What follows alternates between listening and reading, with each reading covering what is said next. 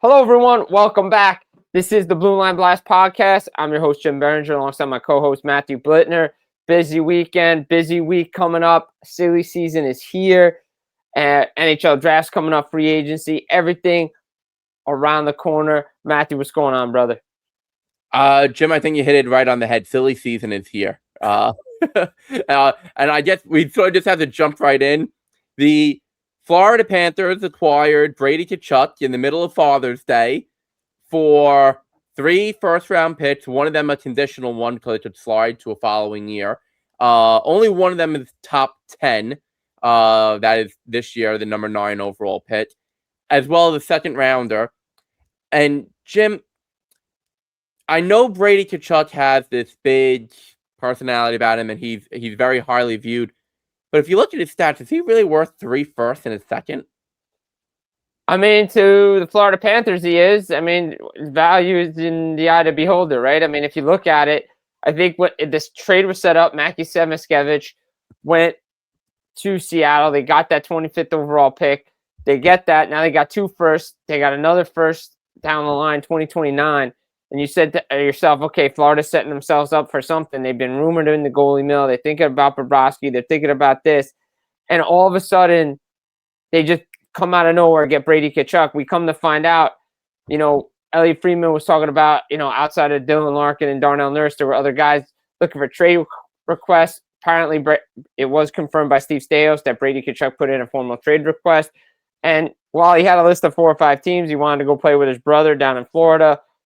The value, yes, may seem high, but if you look at it from Ottawa's side of things, they can use these picks now to go help their team later on, whether they draft a player or not, which I don't think they will. But if they can go acquire some players to help them in this Atlantic Division, it's a little good. This would be good work by Steve Staios. It can be good work for him, depending on what he does with the pitch, but it was bad work on him by the whole narrative, and we'll get into this obviously later with our guest Russ Cohen as well. It was bad work because of the narrative that he allowed to percolate around Brady Tkachuk. All the insiders, yes, when the news broke, and in the hours after the news broke, and reports were coming out, and valid reports too, not, fans saying, oh, I heard this, I heard that. Legitimate, actual reports with legs to them. Brady Tkachuk was a distraction in the locker room to the players because of the constant, everyone's being asked, is Brady going to be here in the long term? Is he not? Brady never, ever, in any public interview, any public quote, or any public story ever said, yeah, I want to go play with my brother someday. I don't want to be here. Every single thing he ever said was, I am committed to the Ottawa Senators. I am committed to the Ottawa franchise, to the Ottawa fans. The fans took up the rumors.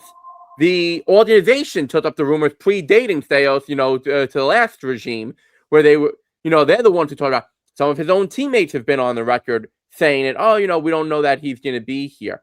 They made it into a self-fulfilling prophecy by pushing him out the door to the point where they basically forced him to come up with the trade request. Fans are fans, so I'm not even going to blame the fans, really. If the organization never goes out and stokes the flames of these rumors, if the players keep their mouths shut and say, oh, you'd have to ask Brady, instead of actually addressing some of them, I can guarantee you, he never asks for the trade. Could he, when the contract is up, say, okay, listen, I'm going to free agency? Yeah, probably. That would be next year. I mean, say he stayed, he would have been like, hey, look, this is probably my last year. You're probably going to have to trade me next summer. Right, but he would have not made the trade request now if it wasn't for his team essentially pushing him out the door.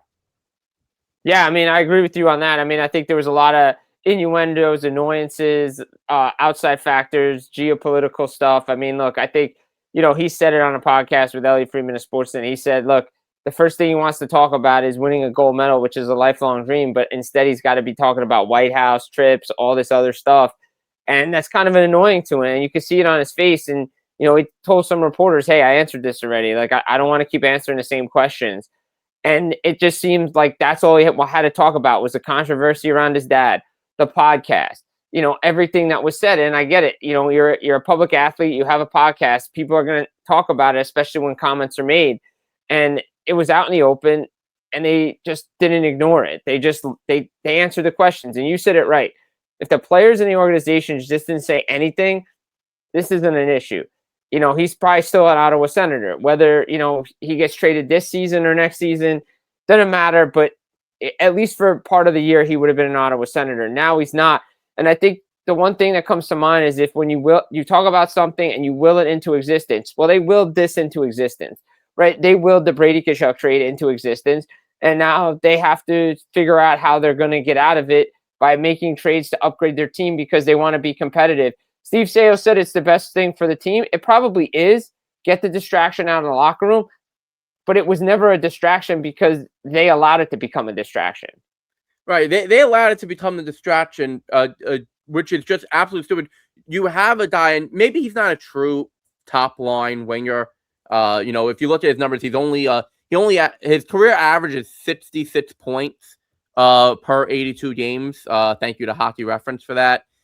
He's only one time eclipsed 80 points. So he's not really a true top line center, which again makes it a bit overinflated that Florida gave up 3 firsts and a second for him. But again, as you hit the head on it, his value to them is the fact that you're reuniting the Tkachuk brothers and you're going to make a line that's going to be like the Flyers and the Bruins in the 70s where no one's going to want to play against them. It's all of a sudden you're going to have the Florida flu come about. Yeah, exactly. Guys, I'm not feeling well today, guys. Sorry. Right. So, it's, I will say this, and Brady is a very good player, and he handled this arguably as well as possibly could be. But there's a question that I have to bring up here. And Jim, I wonder what your reaction is going to be to this question. And this could even go under the headline of Blast from the Blue Line. Ooh. If all these people in the Ottawa organization, front office staff, 2 regimes worth, and his teammates over the last several years basically forced this to happen, and basically they're the ones who made it into a distraction because, again, he never said anything. So you can't possibly say, oh, well, he's the one who brought it to be the distraction. They're the ones who brought up the topic. They're the ones who made it a distraction. What does it say about his leadership as the captain of Ottawa that he couldn't unite the room, that he couldn't get them to be behind him, that he couldn't get them to, unify, that they basically turned their backs on him? Yeah, I don't know. I mean, maybe it says more about the room than his leadership because clearly guys on Team USA want to play with him. Clearly he brought something to that room, right? I mean, look, I saw it when Brady was out injured this year in Ottawa. The team seemed to play a little bit better with him out of the lineup than they did with him in the lineup. Like when he returned, it was like, okay, we're waiting for Brady to do stuff. When he wasn't there, the Senators were kind of clicking, playing a team game. And when Brady wasn't there, they didn't go anywhere. And you saw it in the playoffs. And I think he just, he got to a point where it's just like, all right, we're just a first round team, I guess. And who wants to go someplace else? And you see the winning and you want to win. And maybe it is the fact that you want to go to a market where you can talk about your accomplishments and not have to talk about other stuff. Like, I think that's part of it too. And just a lot of trade chatter around him. And, ultimately it happens. Yeah, it happened. It's a shame that it had to happen. Yeah. Because you'd rather it was coming. It was going to come though. At some point it was going to come, but it probably would have came, as you said, at the trade deadline in the last year of his contract. Or is this trade deadline had he stayed in Ottawa? Potentially. But I think that would have been them going to him saying, hey, listen, you haven't told us whether you want to extend. We want to trade you. Where would you like to go? Because again, he had the protection in terms of against trades. But I'll say this one thing too. Steve Staios got ahead of it, unlike the previous administration in Vancouver under Jim Rutherford, where they knew well in advance that Quinn Hughes wasn't extending, wasn't going to resign, and still did everything in their power to make him happy and try to get him to stay. When they knew, Like last summer is when you probably should have, traded Quinn Hughes and started everything. Now, don't get me wrong, they got a great return. Maybe they could have gotten some draft picks to help them at the draft that last year as well, knowing everything that they had going for them, because it just felt like Ottawa's done things the right way here. And again, Vancouver just a little bit behind the 8 ball. Right. But, and again, the situations are not complete apples to apples, because Quinn Hughes had said multiple times on the air, in articles, in quotes, in interviews, yeah, someday I would like to play with my brothers. Right. So, no, but I'm saying he told the team ahead in advance saying he wasn't going to extend. That's the point. Right. The writing was on the wall with Quinn. Right. Brady never did that. So, again, not a complete apples to apples, but, what's done is done. And the Tkachuk family, happy as clams now, because Brady and Matthew together, they don't have to root for two separate teams. They don't have to worry about, when the brothers play each other, who are we rooting for? And Keith goes into the Hall of Fame, 24 hours, not even, after the news breaks that Brady has been traded? That they must be celebrating something fierce at the Tkachuk household. There's a party in South Florida right now. You got to believe it, or wherever they are. You never know where these cats are these days. But congrats to Keith Tkachuk, big name in USA hockey, part of that 96 team, assembled by Lou Lamoriello, another Hall of Famer, put together, beat Canada in that World Cup of hockey, set the stage for everything that was to come for USA hockey. Again, we have the two big teams, 1980. Don't forget about the 72 team that set up 1980, but 1980 and 1996, like those teams. And he was on the 02 team, Olympic team too, that got silver. So good resume. Again, everybody can't get in every year. It was eventually going to be his time. Not a first ballot guy. Took some time. But again, the Hall of Fame is the Hall of Fame. The Hall of Fame, when it's the Hall of Very Good. Like, there's some players to me that are in this Hall of Fame and in this class, like, that, are they first ballot Hall of Famers? Are they Hall of Famers? Is it a Hall of Very Good? Like, to me, Patrice Bergeron and Carey Price are locks, no doubt about it. Pecorine. I knew you were going there. I have to say, so I watched the announcement live. Yeah, I saw it live too, yeah. And, obviously, you knew Bergeron was going to go in, just his reputation as a two-way center and everything. Fifth Selke trophy, Stanley Cup champion, just an unbelievable player. You knew he was going in on the first ballot. Carey Price, he did not get in on the first ballot, but you could argue he was one of the two best goaltenders of the 2010s. Yeah.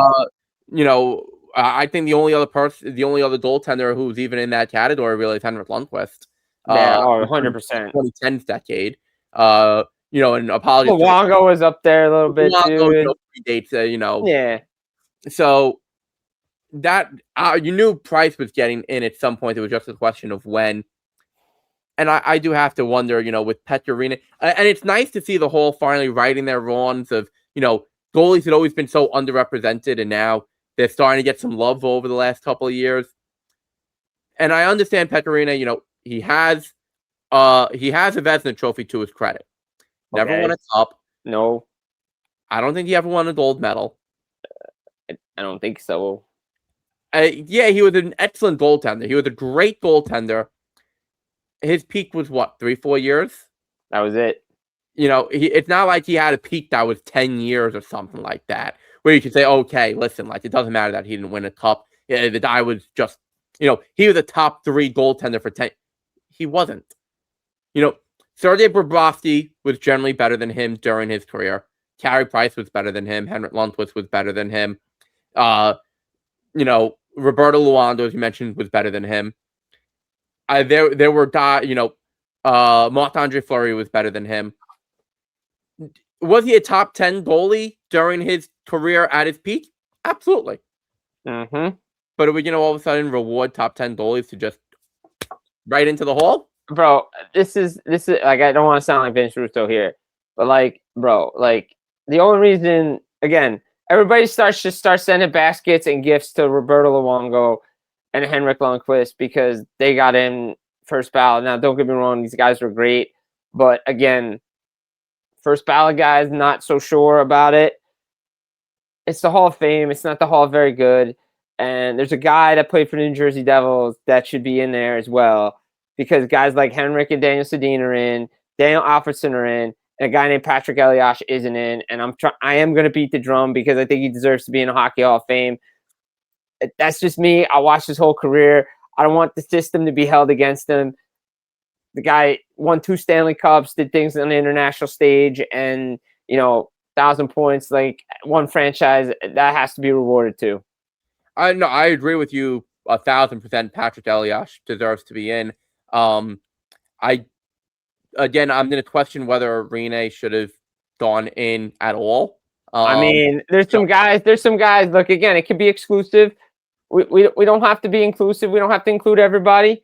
Like, it's the Hall of Fame, right? And the one thing that like the Hockey Hall of Fame does is that they are a small hall in terms of you can only have 4 players get in on the men's side, only 2 women maximum on that side, for a total of 6 players in any given year. Major League Baseball, you could have. I mean, it hasn't happened in I don't think our lifetimes, but you can have a good amount of players make it in a given year. Football I know caps it at a certain amount, but their classes are generally pretty big. The NBA, with the Naismith Hall of Fame, that hockey generally keeps it small, but there were definitely guys who deserved to get in before Pecorino got in. Yeah, again, we'll get our guest Russ Cohen will come on. I'll talk about some guys too, but like real quick, like you look at it, remember the one year Dino Ciccarelli was the only player, like male player, to go in. Like that was it, and it was like some big uproar. Don't swing the pendulum too much the other way. You can have a class that's 2 guys, and Cindy Curley and Brian Burke. That could be your class. That's very fair. Like that's it. Yeah, I don't think that they should have just had a 2 or 3 person class. I think there are people that you could have done, like with the Elias. You could have still got into your 5, and you did still have 1 open spot on the women's side. And it never sits well with me that they have, first of all, that men can cap out at 4, but the women can only cap out at 2, and that the women more often than not they hold it to 1. Like, you couldn't find another deserving woman right now? I mean, there's a list of players. Like players. Like, that's the one thing and there's no transparency whatsoever. No. With the Hockey Hall of Fame. There's never gonna be any. No. There's never gonna be any. Look, we can debate who's in, who's out. My opinion doesn't matter. It says Hall of Fame now, so hey. What I say doesn't hold water, but again, it does. But again, they're in the Hall of Fame. They decided it? That's cool, and I just got to move on and hope your guy gets in next year. Yep. Yeah. Just wait till next year. The old Brooklyn Dodgers saying, "Wait till next year." That's it. But Jim, one thing that we're not waiting till next year for, our special guest of the show, Russ Cohen, will be joining us on the other side of this non-existent sponsored break.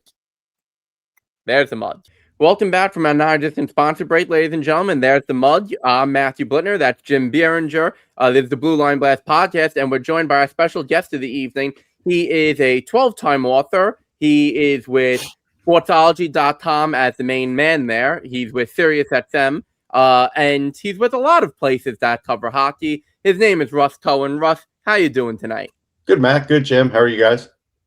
Doing good. Doing well. Russ, obviously, the draft is right around the corner. It's in a few days from now. But we'd be remiss if we didn't ask you about the big elephant in the room, the big trade that just went down on Sunday during Father's Day. Brady Tkachuk has now gone to the Florida Panthers. Some say he engineered his way out. That's at least the current reporting. There was reporting that the team had turned on him first.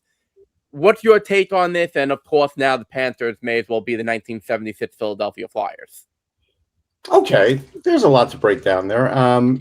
I would say that does it matter if he engineered it or when players kind of knew after this year's playoffs that he was going to leave, like, what's the difference? Like, he was going to leave. So I think that's really the thing here. I think there's just a lot of hurt feelings from fans, but I think at the end of the day, Ottawa didn't get the job done. He knew that they couldn't go any further. We knew at some point he would leave the Ottawa Senators and not resign. We knew that last year. And we all kind of guessed he would play with his brother and it would probably be in Florida. But, you know, he would try and maybe go play with some other friends. There was always that chance. Or there was that chance that, you know, he'd stick it out another, you know, at least, you know, few months and then get traded somewhere. So he was always going to be on his way out. I don't think, again, I was told by an Ottawa fan online that, oh, yeah, there's this rumor that Brady's going to leave every year. Well, now he has. So it's no longer a rumor.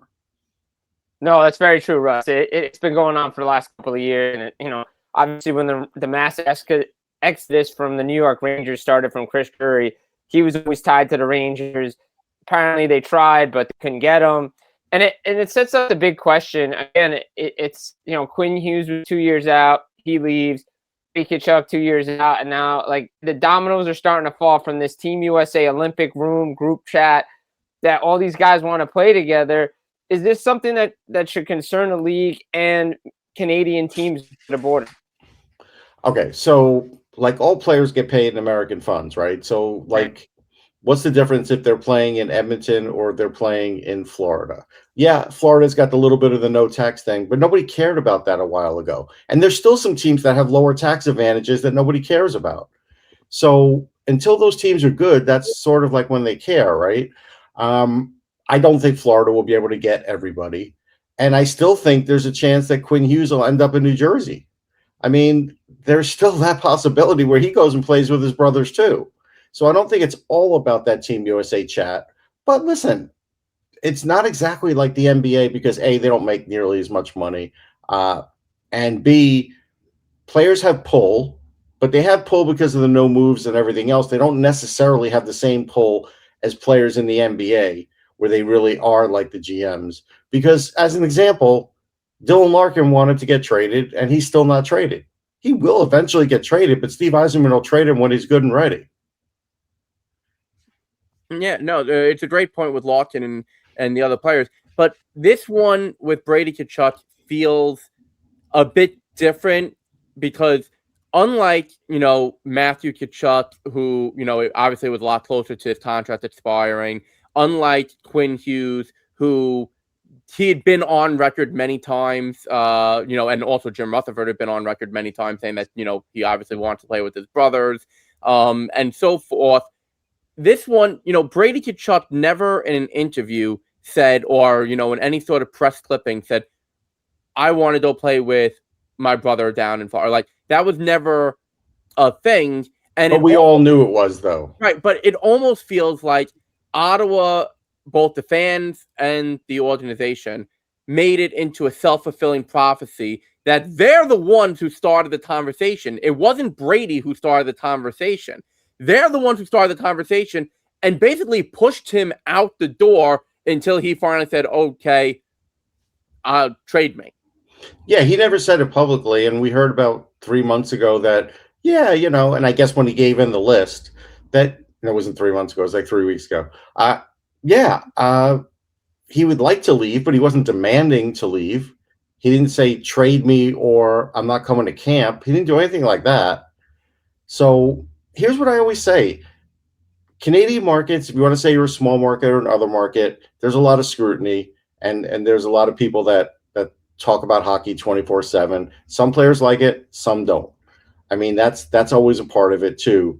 But in the end, if your market's winning, the guys are going to stay and the guys are going to go there. Now, all of a sudden, Winnipeg's thrown back into this conversation because they're not good this year.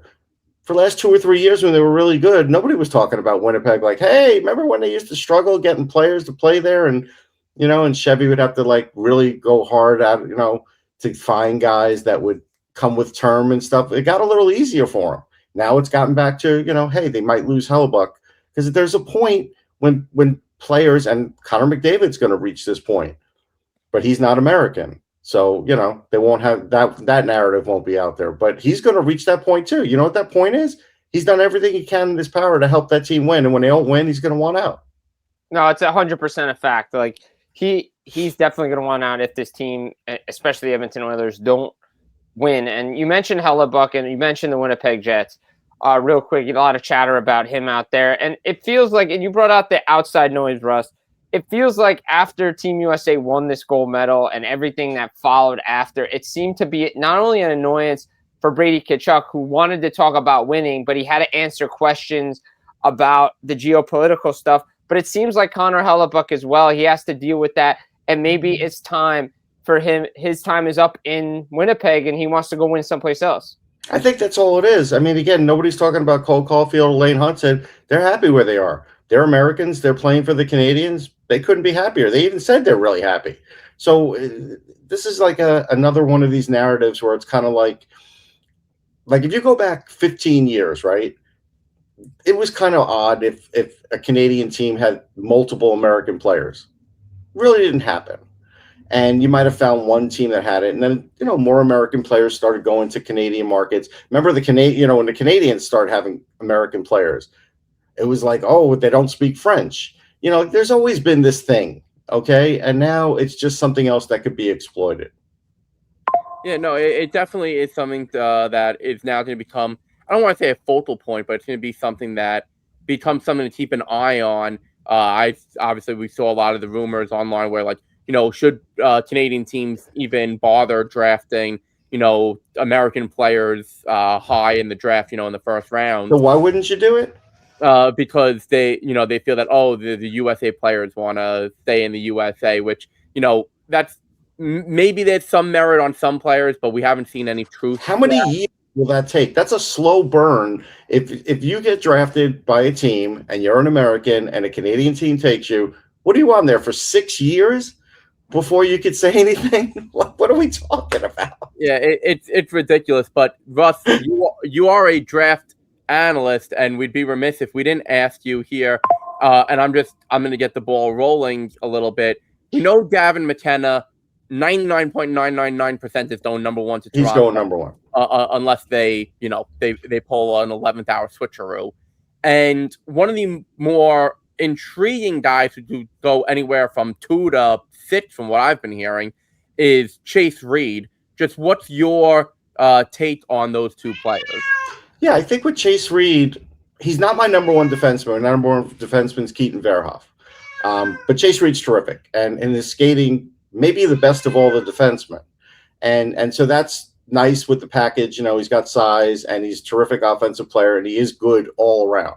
But he's not the best all around. I think Verhoff's the best all around. I think he's the best offensively.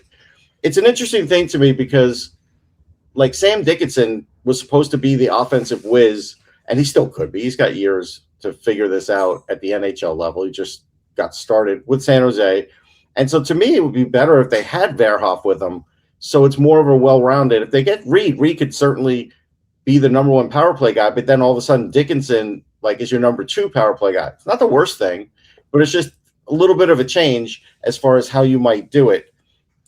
I think the bigger thing about this whole conversation, Matt, is it was almost a guarantee Ivar Stenberg was going second, and now it's definitely not. Well, speaking of Ivar Stenberg, I mean, there's a lot of chatter, and we've been talking about this kind of off air, but teams need to do the smart thing, not always try to outsmart themselves and outsmart other teams. You mentioned San Jose, you mentioned Chase Reed, the second overall pick. Do you think there's a way that they're going to move that pick? We always hear it, but is there a chance we see San Jose actually move down in this draft? I think the only way they would move that pick is if the guy that they want, Vancouver doesn't want, and they can get a pick that's worth it. But what's the odds that's going to happen? I don't think that's going to happen. So I honestly think they're going to go with Reed. Again, wouldn't be my choice, but it's a good choice. They're all good. They're all these defensemen are pretty interchangeable. They all have their pluses and minuses. Albert Smits is another highly rated one. He's the toughest of all of them, but he has a pretty good offensive upside too. He's just when you're playing on an Olympic team or world championship team and you're a young guy, you don't get to really show that, right? So, but again, he's the fiercest, and he played in the Olympics. He's the only one that played in the Olympics, and he covered Connor McDavid in the Olympics. and he had a couple of assists. I think that's kind of lost in all the shuffle because, you know, he doesn't speak perfect English and maybe he doesn't get the same hype, but he's really good, guys. So, I mean, again, this is the strongest defensive draft since 2008. And so I think when you look at it, a lot of those guys are interchangeable. And I think the guy who may pay the price is Stenberg. And he's done nothing wrong here. Like, he's really, really good. And I think it's just the way the market is as far as teams need defensemen, and the prices are so damn high for defensemen if you have to go into free agency at some point that you're better off drafting more on defense if you're high up, if the guys are there, because defense costs more than a winger. Like, it's just, unless you're Mitch Marner, that's the way it goes. Yeah, and look, there's going to be a run on defensemen, and as you said, it could cost Stenberg the number 2 spot. One guy who, not a defenseman, he's a center who actually, it seems that his draft stock has been rising, at least from what I've heard over the last, couple of months. Caleb Malhotra, his draft stock seems to be going up. Where do you think he goes, and who do you think might be the biggest riser or faller in this draft? Okay, so like there was a thought, like maybe because Manny got hired, that Caleb would go to Vancouver, but there's pluses and minuses with that. I mean, David Pagnotta just put out yesterday that he's heard that Vancouver is not going to draft him. Honestly, I think that's the best thing for the kid. Don't get drafted where your dad is. Even though they're very professional, don't do it, because just the scrutiny from the Vancouver market will be something that is hard to overcome for any player. I think Caleb's really good. He's not my number 1 center, though. He's just not. He's close. He's my number 2, but I like Tynan Lawrence better. I mean, Tynan Lawrence he won a championship 2 years ago in the USHL with Muskegon. Then this year, he started off the year in a walking boot, and then he went back and played a while. He was playing great, and then he said, I'm going to go to BU and take on a new challenge, and that took a little time. And then by the second half of that season, the second half of his time there, he started doing a lot better, and he started figuring it out. And he told me at the combine, now he's ahead of the game for next year in college. He's already gotten his feet wet. He could have stayed at Muskegon. They would have won another championship with him. He'd have been the best guy in the USHL, but he wanted that next challenge. And so, I want a guy like that. And I think he's better two-way than Caleb. I think Caleb's better offensively, but I don't think it's by an overwhelming margin. But yeah, I think he has gotten a little extra hype boost, and he's a really good player. Like, Caleb plays a great two-way game. He's offensive. He's a terrific skater. He could score some tough points too, and around the net and such. And he's going to get bigger, like his dad got bigger. Now, his dad doesn't have the offensive ability. Obviously, he never did. His dad was also a victim, though, of being overhyped by the Rangers. And so, I started covering around that. So I remember. And so, end of the day, Vancouver, I think, may go with a defenseman. There's talk that they like Verhoff. Wouldn't shock me. I mean, again, because they have to kind of look at it, and they have Z Buium, right, who's a very offensive defenseman. Verhoff is both. He's offensive, but he's also all around great, and he can play either part. He could be a 1, he could be a 2, whatever you want him to be. But he certainly would be a great insulator for Z Buium too. And so, if they're looking at that, Verhoff's probably going to start the year next year in college, and then at the back end of it, become a pro and go right up to the NHL. So they wouldn't have to wait that long, and I think it wouldn't be a bad move at all. Matt Holcher is going to go 3, 4, or 5 for sure, and that's right. I think you're right about that. Well, I agree with you, Russ, on the fact that he shouldn't go to Vancouver. I think either they go defense or they go with Stenberg or they go completely off the board there. Couple more.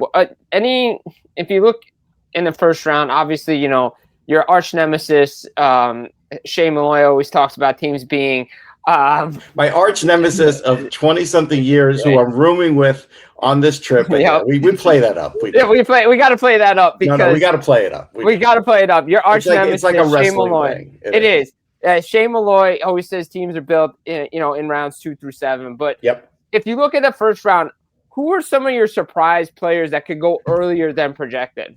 Okay, well, actually, I didn't answer Matthew's other question of who do I think is falling. A guy who I value higher than most, I have Jack Hextall ranked 19th. I really like him. He's a center. He played in the USHL. He was more than a point a game. Really good player all around, terrific shot, can play fast, but he's 6 foot. And I think for whatever reason, because he's not the fastest, and you could say that he's not the best in one particular category, that he may suffer a little, but he's going to be a really good second line NHL player. But I think he's dropping a little, where Alexander Command, I think, is rising. He's a Swede. He's got the right stare. He says, I want to be better than you when I line up against you. He's already a solid two-way guy. So he's got that look. He's played great internationally. He's a terrific skater. He's a guy you really got to watch. I think, again, I just saw like the Flyers tweeted out like a mock draft. 21, Alex Command. This is what like somebody who did a mock draft said. I don't think he'll be there. I mean, it's nice that they want him, but I don't think he's going to be there. I think by 15, 16, he might be gone. Yeah, look, it's going to be a very interesting draft, especially the first round. Day two always seems to, bring more trades, I would say. But Russ, let's skip from the beginning of these players' careers. Well, one thing about the first round, if I could say this. So, yeah, I'll be on Sirius XM for the entire draft coverage for the first round. Not the morning coverage. I'm not going there that early, but I'm going to be there from 5 o'clock on. And I'll be on live. Yeah, so everyone make sure to check that out. But Russ, we're going to skip from the beginning of players' careers to the end of their careers. And just a few hours before recording this show, we learned the class of 2026 for the Hockey Hall of Fame. Yes. We got Brian Burke as a builder, Cindy Curley for the women's player category, and then Keith Tkachuk finally gets his long-awaited call. What a weekend for the Tkachuk family. You also get Patrice Bergeron going in on the first ballot, and the Hall continues to now all of a sudden like goalies after hating goalies forever. I think they're just playing catch up. Renee and Carey Price. What's your take on the class of 2026? I think it's great. We'll start off with Brian Burke. We had him on Hockey Prospect Radio once, and I asked him. Oh no, it was our Business of Hockey show. We had that for a couple of years, me and Shane, and I asked him what was a job that he had that we wouldn't expect. He was a short order cook. Like, could you imagine walking in and Brian Burke is your short order cook? I think that's perfect. That's like great. Busting tables. Yeah. So I laughed at that. That one took me by surprise when he told us that. Keith Tkachuk's long overdue. Like, he was on the World Cup team, Olympic teams, big time goal scorer, big in the U.S. program. Like, it should have happened before this. So I know there's people who are like, oh, why is Keith Tkachuk? And listen, I mean, if you saw him play, you know why. I mean, I think that's a no-brainer. Carey Price, no-brainer. Like, we all know that he'd have played longer if his body would have allowed it. I go back to covering him when he was playing in the Calder Cup. I was in Hershey. When he was playing for Hamilton, that was when I finally saw him live, and I was like, oh my God, this guy is something. And next year he was up with the Canadians and never left, right? And so he's just been like a near perfect goalie. Like, everything you'd want in a goalie, everything you'd want in an organizational player, everything you'd want in a guy, a human, all that, right? So that was good. And Pekka Rinne, I retweeted when they were in the Stanley Cup. I asked him about him getting drafted. They have that midsummer thing right around the same time as the draft. And he said that's when he got his call. He just said a big Finnish party, but we all know. Americans know. We also know they drink all day and night there. And that's when he found out. He got a call from his Finnish agent on the phone. But he's tremendous. And I think for 3-4 years, he was the best goalie in hockey. And so I think people kind of forget that because he hasn't won a cup. But obviously not winning a cup is everything, or Mike Richter would be in. So and he should be in.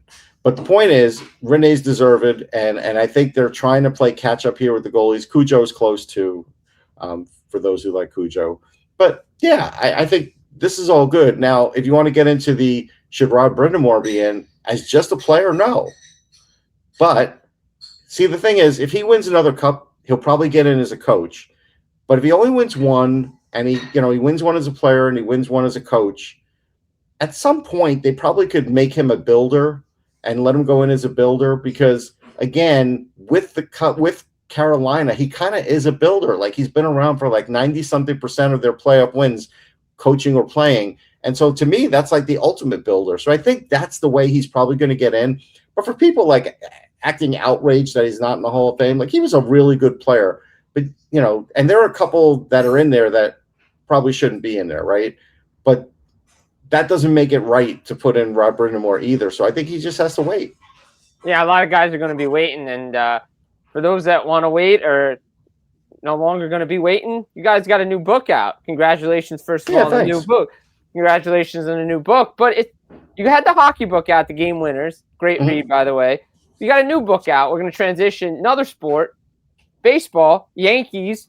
My co-host, Matthew Blittner, and Russ Cohen, authors, most important games in the history of the Bronx Bombers. Guys, give us a little synopsis on the book here. I'll let Matthew start. Oh, okay. So we chose, we went through the entire history of the New York Yankees, which at this moment is 123 years. A lot of people make the mistake assuming that they are actually the same franchise that were the Baltimore Americans in the late 1890s. That's not the case. So they started in the American League in 1903, and obviously, to this day. And we picked out the 15 most important games, not just championship games, not just playoff games. We mixed up, some playoffs, some championship clinchers, some regular season, and not just wins. There are some losses in there. And actually, spoiler alert, it's actually 16 games, but 15 chapters because there's 2 games that are connected to each other. And we tell the stories of what led into the game, what happened during the game, and then why why this game still matters, to this day and beyond. And, I'm going to let Russ pick it up from there. Yeah, I mean, I always like learning things. So you dig into a project. This was Matthew's idea. And you start figuring out some things. And, so one of those things was the house that Ruth built. Like, it really was the first year that they played. And there were circumstances of why they built the stadium. And we wrote about that. And so that was something where it was like, that is kind of cool. Like, I didn't know it was instantaneous because, I grew up a Met fan who watched the Yankees once in a while. I definitely watched them a lot more when I was a younger kid, and then they traded Bobby Mercer. And that's in the book too, because Bobby Mercer did not believe me when I told him that when I interviewed him in person, but he got over that. And so, yeah, that's in there. But yeah, then we get to the called shot. And I think the called shot's interesting because there's so many different stories. But thanks to the Baseball Hall of Fame, I think they gave us the definitive quote. And if you want to see it, you got to get the book.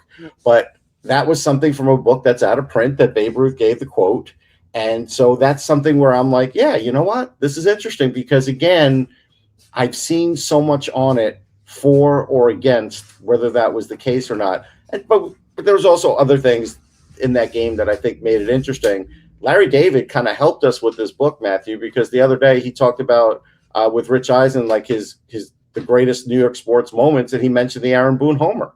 So there you go. Like, that's in the book too. So even Larry David thinks that that's worthy of being in it. Right. And, we also thought, I know you mentioned with the Hall, giving what could be the definitive thing. We also have some fresh take quotes from the likes of Stock Brocious, who actually, talked about how one of his big home runs he's actually not all that fond of. Right. I'm not going to say which one. You got to go get the book for that. No, go get the book. Go get the book. Right. But then also, Ken Davidoff, who covered the Yankees for the Post for many years, although he'll probably get mad at me for saying many years like that. George King, who also covered the Yankees for the Post for many years. We also spoke with Diane Munson, Thurman's widow, which is tremendous. Like, yeah. We all respected Thurman Munson. I watched him. That was something where I was like, wow, that's really a great get. Yeah. And then also we spoke with Sweeney Murdy, who he works for MLB now, but he was a big part of Yankee broadcasts. And I just want to say, honestly, of all the people who quoted in the book, he's my favorite. Like, the way that he talked about things, and he gave us firsthand accounts because he was there for the whole Jeter era. It was tremendous. I mean, what he gave us was really great, and I really thank him for it. Yeah, and then of course we also we tracked down Billy Martin's son, Billy Martin Jr., which again, really good stuff from him. Yeah, good stuff there. Because you know what it is. Here's what I want to say without cutting Matthew off. Billy Martin said stuff to his son that he would never say to the media, and he was candid and gave us some of that. And that's just kind of like the media. Billy, I don't know that Billy Martin Sr. would have never said those things to the media. No. There were some things that you only kind of say to your son, like, your son is younger. What was he, 10, 11, right? And he's asking, hey, Dad, what about this? A media person is not going to ask it through a 10-year-old's eyes. So he kind of like just said, hey, son, this is what it was. And I think on 2 or 3 of those occasions, it was stuff I had never seen before or heard that take. And I thought that was really great. Yeah, so that's, if you want to read the book, if you want to find out all these things and more, suggest you go out and buy it. It's available on Amazon.com. And I do have to give a shout out to our late forward maker. John Sterling did the forward for us just a few months before he unfortunately passed away from heart issues. So John did, of course, he spent some time with us to give a very good forward. So obviously, this was a fun day. Like we got to set up the day. Like Matt has us meeting at a diner in Northern Jersey, which is really the tip of Northern Jersey. You could have swam to New York from there. And we get there and John's still driving. Like Matt tells me and Matt's like, oh yeah, John's on his way. He's driving. And he eventually gets there. And he's like the Pope in this place. Like everybody knows him. The owners know him. He sits down. He ordered his regular. Like he ordered the same breakfast he's been ordering for like 35 years, right? And it just made me laugh because like nothing deviated, and he kind of just invited us to breakfast. It really was like it was like we ate breakfast with him, and then we talked baseball. Like that's what it really was, right, Matt? Yeah, and I mean we didn't just talk baseball. We really talked John's life. We did.